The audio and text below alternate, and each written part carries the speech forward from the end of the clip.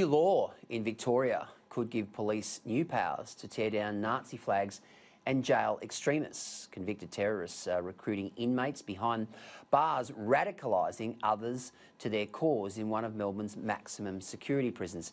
It sparked fears terrorists could be on our streets if they were to be released or escape. In juvenile prisoners, the situation is also dire as assaults on staff spike to alarming levels. Victoria's opposition police and corrective services spokesman David Southwick is calling for more to be done. He joins me now from our Melbourne studio. David, take us through what you guys are proposing in this particular area. Peter, great to be with you. I just heard your guest from New South Wales talking about some of the problems they've got there. Well, Victoria, unfortunately, rate a poor second and, in fact, last when it comes to community safety. We have bashings on our streets, we have drive-by shootings, we have outlaw motorcycle gangs, we have our prisons, where even just tonight we had in Port Phillip Prison, one of the guards stabbed multiple times, half a dozen times, and had to make his way to a medical centre. And in that same prison, we heard reports earlier today where we have 2 terrorists, convicted terrorists, radicalising up to a dozen inmates to effectively get them to take up the cause of terrorism and, unfortunately, run a school, a university of crime, a university of terror in our prisons.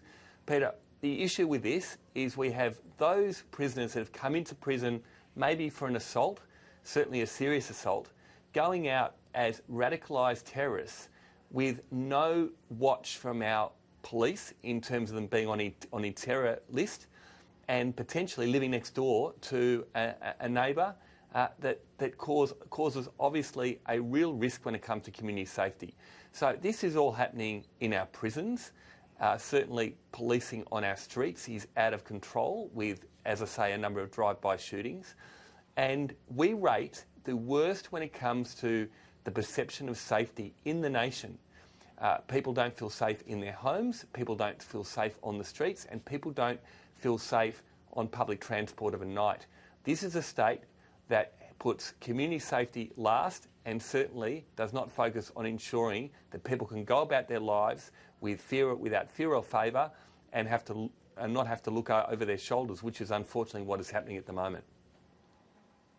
David, I can confirm all of that. I host the front page on Sky News every night, and I am gobsmacked at the amount of crime that we see on the front page of the Herald Sun and the Age every day. It's extraordinary. Now, you could argue that the Andrews government has put the white flag up on crime, but this was happening before your last election, and the good folk of Victoria returned Andrews with an increased majority. I mean, what can you do to convince your electors that crime is a big issue, that it is a political issue, that it is an election issue? Yeah, look, a lot more needs to be done, and we are certainly talking about this, particularly when it comes to youth crime. And as you mentioned earlier in the opening, the fact of the amount of attacks within the prisons with youth offenders. But what we need to do is we need to get to young people before they, unfortunately, take a path of a life of crime. So it's really early intervention at the earliest possible time. We heard only over the weekend where our police veterans, retired police, have been running a police in schools program, largely because the Andrews Labor government won't fund a police in schools program.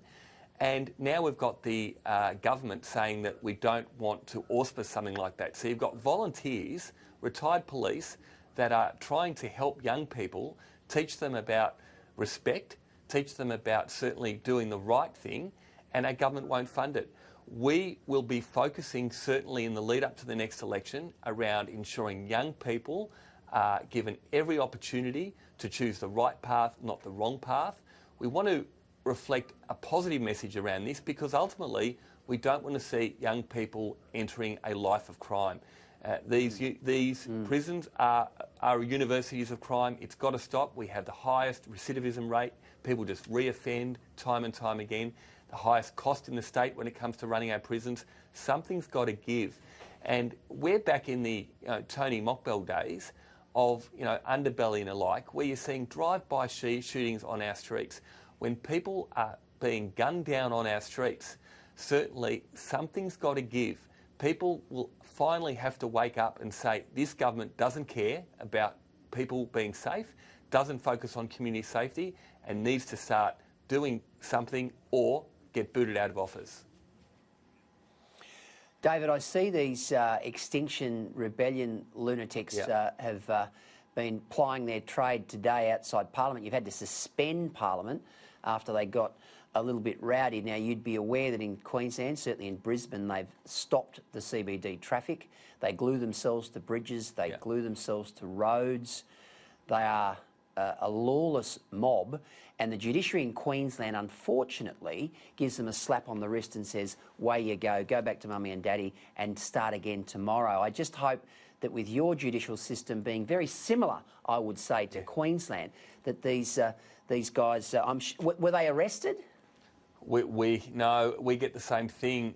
We had people glued, certainly on the streets on a number of occasions during these climate change protests. Again, it's a slap on the wrist. I tried to bring move-on laws into Parliament to ensure that we can get our city moving again and not have our traffic and people clogged up, stopping from getting to and from work. The government obviously didn't support that, but we'll keep focusing, we'll keep pushing. These laws are really, really important, and everybody has the right to protest. We have no problems with that, but do it in public places without inconveniencing everyone else. I think we saw it, Peter, at the bushfires. I don't know what happened, certainly in some of the other states, but in Victoria, during one of the hottest days, we had these climate change protesters out there protesting, diverting police resources from assisting in bushfire regions to try and babysit these protesters.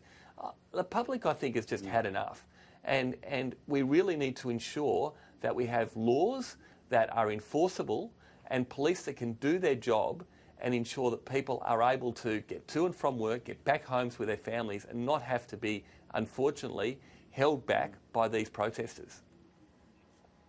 Yeah, the problem is too, of course, David, that, you know, when they cause this sort of traffic dislocation, it's dangerous because, you know, you've got ambulances trying to get to hospitals, you've got police trying to, you know, escort them. I mean, it's extraordinary. They've run out of Tarzan's grip at some Bunnings stores here in Brisbane because these people have been gluing themselves to bridges.